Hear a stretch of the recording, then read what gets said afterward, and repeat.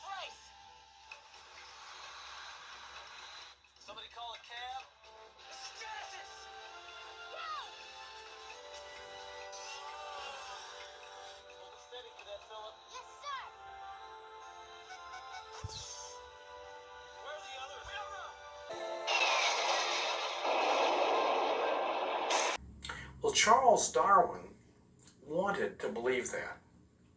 He knew about it. Now, there wasn't a lot of study going on yet, but he knew about that. And he was hoping, expecting that those layers would show changes from simpler creatures to more complex creatures. And they'd show, how an arm could evolve into a wing, or an arm could evolve into a flipper for a fish, or a fish flipper could evolve into a leg for a land animal. Evolution, can go any way you want it to. And he was sure that that's what should be there. But his chapter on fossils was called The Imperfection of the Geologic Record. He called fossils the most obvious and serious objection to his theory of evolution. Wow, the total opposite. And what was the reason? One of the things he said was he knew about the complex creatures in the lowest known fossil-bearing strata. He was expecting simple creatures. He was expecting when you looked at old rock, at the bottom, that you'd find things, you'd say, what is that? What is that? I don't know what that is. It's an early stage of evolution. It doesn't look like any animal or plant I ever saw. No, exactly the opposite. Even Darwin knew that those creatures at the bottom are fantastically complex. One of the most abundant creatures is the nautilus. Well, a nautilus, is a shelled squid. And the one today is a small round one like that, but they have them as fossils as big as tractor tires that are worth hundreds of thousands of dollars when they're polished up and so on. And they used to have long banana-shaped ones, 17 feet long, just spectacular. Right at the bottom, they have an eye that sees the world like we do.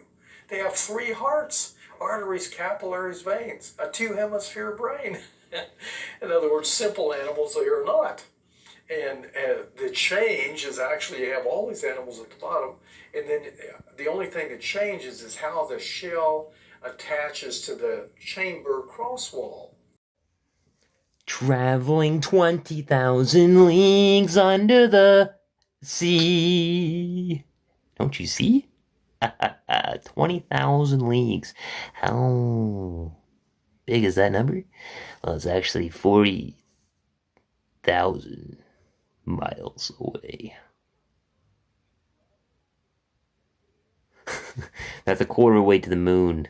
Of course, back when Jules Verne wrote this, way back in the day, they didn't know too much about space or how deep the oceans were. Actually, the deepest part of the ocean is 7 miles deep. Where is that? Look it up and you'll find out. It's 7 miles deep. It's down a trench. Which trench? Dun, dun, dun. Anyways, the story of 20,000 Leagues is quite an adventure. Nemo means Captain Nothing.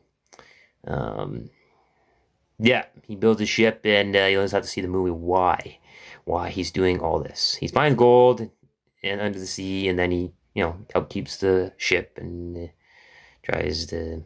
Well, you have to find out why he's doing the things he does by watching the movie. So relating to the fish he sees under the sea, we go back to the Bible, Genesis chapter 1. Verse 20 said, "And God said, let the water teem with living creatures." Water.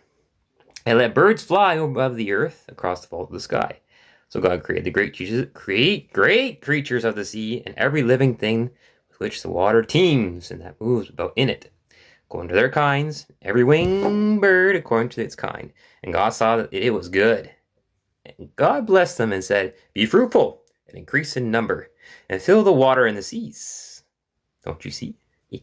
"Let the birds increase on the earth." And there was evening, and there was morning, the 5th day this was. Have a great day. I'm Oswald, signing off.